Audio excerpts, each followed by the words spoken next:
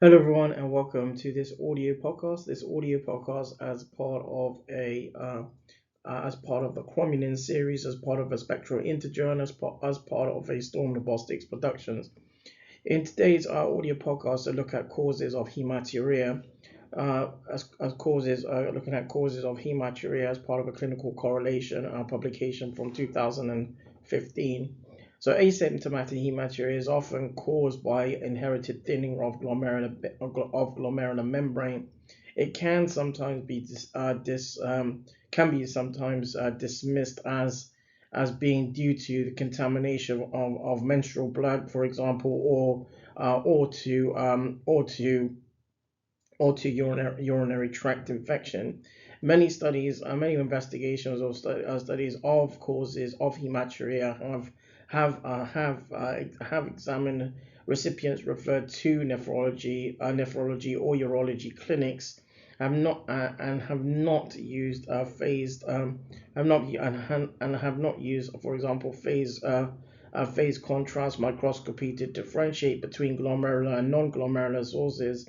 Hematuria in otherwise well adults is more often due to bleeding from the glomerulus than from elsewhere in the urinary tract. In unselected individuals with glomerular hematuria, a renal biopsy most often illustrates basement membrane disease.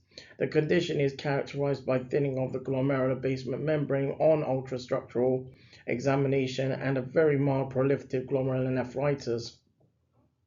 Thin basement membrane disease is also known as a benign familial hematuria, and other and family members may have or can have hematuria. Affected individuals typically have lifelong glomerular hematuria, minimum other minimum sort of minimum sort of condi- minimum sep- minimum se- minimal secondary sort of minimal secondary conditions, and normal renal function, as well as having a family history.